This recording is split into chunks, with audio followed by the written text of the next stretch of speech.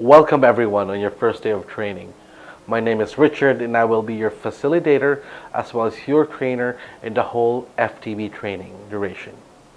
Now first and foremost, I'd like to get to know each and everyone. So I'd like you to state your name, your previous company, your expectations to yourself, your co-trainees, to me your trainer, as well as to the company. I'd like to begin with the person sitting next to me, please. At this point, I would like everyone to mingle with each other. Remember that each of your colleagues will be your support system all throughout the training. I'd like you to open up your experiences, your expectations, and your current plans and goals with 411 locals. Now again, I'd like you to observe each other's mannerisms and everything else that you can observe with one another. So please take the time. I'll give you 45 minutes to mingle, as this will be a very important part of our next activity. So go on and proceed with the activity. Thank you.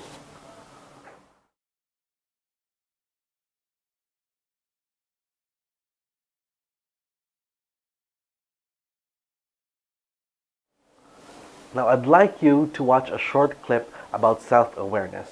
Just sit down, relax, and enjoy the video. Hi, welcome to my video series about emotional intelligence. I'm Linda J. Ferguson. I do job and life coaching for people who want to have both personal and professional mastery. In this video, I'm going to share with you the first element of emotional intelligence, which is self-awareness. How can we be truly aware of our emotions? And how do we know that those emotions are truly coming from us as opposed to our judgments about somebody else? We often think about our emotions that get triggered by other people's behavior. And for some of us, we may immediately go into judgment about what somebody else is or isn't doing. Emotional intelligence, the first step, is being aware of those emotions that reside within us, that come to the surface when certain things happen. The first key idea here then is that our emotions are ours. They're nobody else's. We might think, oh, you made me so angry. It doesn't work that way. You might have behaved in a way that triggered a certain emotional response for me, but nobody can make you feel a certain way. Believe me, if I had the power to make other people feel a certain way, I would be very rich, very successful, and very happy. Because I'd have my little magic wand going around, oh, you're joyful, oh, you're peaceful, oh, you're kind, you're feeling joyful, good about life. I don't have that power, and neither do you. So the first key insight that I want you to take away from this video is that nobody has the power to make you feel a certain way. Your emotions come from you. They may come from those emotional triggers that you have, and we'll talk about that later. Your emotions are yours. Nobody can make you feel a certain way.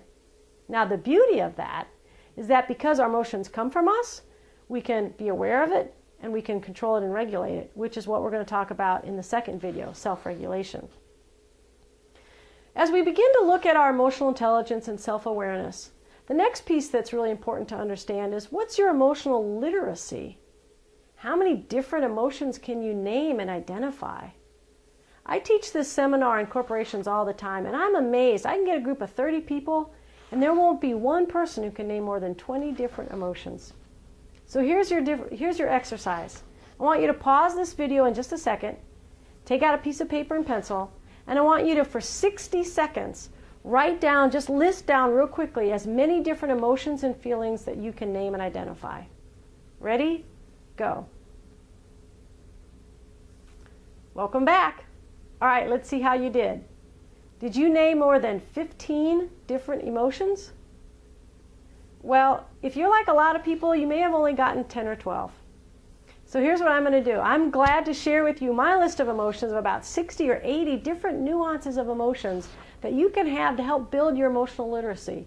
Just go ahead and email me, request that information, email it to this address here, info@LindaJFerguson, and I'll be glad to share with you my list of all the different emotions that may come up for you in the course of a day or a week. And what I want you to do over the next week then is to pay attention to, what are those different emotions that arise in different circumstances. We generally think of emotions falling into 5 different categories: mad, sad, glad, scared, or shame, or regret actually is an emotion that I would prefer to think of it. So mad, sad, glad, scared, and regret. We might think of the broad categories of emotions. And of course, there's nuances within each one. That's what that list will be able to help you see. So as you're building your emotional literacy, here's an exercise that I want you to do over the next week. I want you to practice using I statements. You might have heard that in communication courses or conflict resolution courses. I statements are great. They're really powerful tools. They really help you name and claim what your emotions are. Let me give you an example.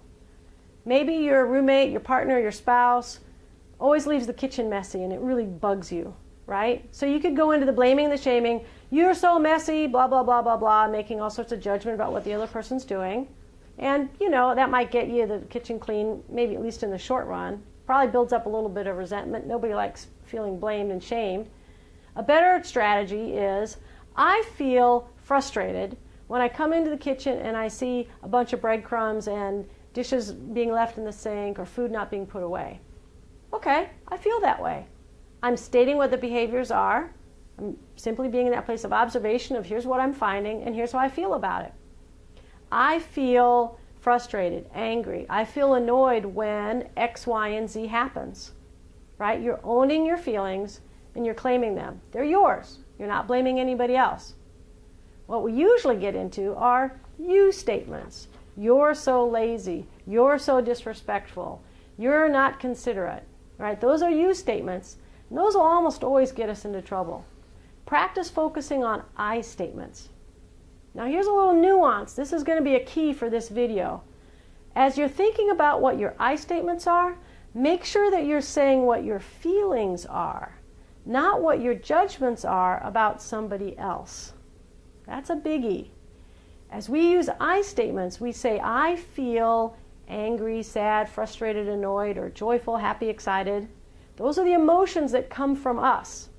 Rather than, here's a typical one we might say instead, I feel you're an idiot. No, that's not an I statement. That's not claiming what you're feeling. That's basically saying, I think you're an idiot. Right? If you can substitute the word think in an I statement, you've made a judgment. So instead of saying, I feel you don't respect me, that's a judgment about what somebody else is or isn't doing. Now you might say, and this is a subtle one, I feel disrespected. Except disrespected also has that element about what somebody else is doing. It's not really an emotion that we have. Now we can say, I feel anxious or uncomfortable when you don't deliver that report when you say you're going to. That's an emotion, and that's an emotion tied to certain behaviors. But it's not a judgment or conclusion about what somebody else is, whether they do or don't respect us. So pay attention to those judgments and those feelings. That's going to be huge in helping you develop your emotional intelligence. As you go through this next week then, practice identifying when you're feeling certain feelings, practice naming and claiming what those feelings are, and practice using I statements. I feel whatever's the emotion when these circumstances arise. That's a great first step in helping you build your emotional intelligence. May you walk with beauty, balance, and harmony as you move through your week. Blessed be. Now your facilitator will ask you, what have you learned about the short clip? Do you think self-awareness is important? If so, why? Thank you for everyone for your inputs, and I appreciate all your inputs. This would help us a lot engaging you as our front to back members. At this point, let's take a 15-minute break and let's continue after 15 minutes. Be back as early as you can. Thank you. Our next activity is what we call Johari's Window. I'm sure everyone else have already encountered this one way back in college when you had your retreat or your recollection or even your previous trainings with your different company. Now the reason why I wanted you to mingle with one another is because of this activity, so that you could write something about your teammates and their paper. Okay? Now after 1 hour, I would like us to share what we can say about each other. Now let the activity commence.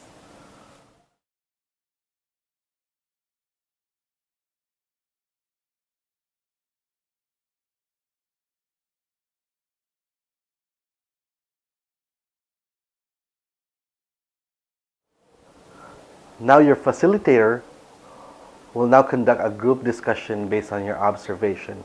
Remember to have an open mind because first impressions doesn't always last. Thank you everyone for participating in the activity. Now I'd like us all to take our lunch and enjoy the food and be back in an hour. Welcome back everyone, and I hope you enjoyed lunch. Now at this point, I'd like everyone to be alert and listen because we're going to have a talk from HR. This will be your new hire orientation, and I'd like you guys to take notes of your questions and clarifications so that we can tackle that after the discussion. Now our next activity will involve a pen and a paper. Now I'd like you guys to write a letter to yourself dated 5 to 10 years from now, and I want you to list all the accomplishments that you want to have at that time frame. Now your facilitator will provide you the materials.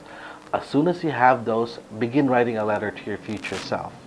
After 30 minutes, we're going to discuss that in class. So I'd like you guys to think about what you want to happen in 5 to 10 years from now.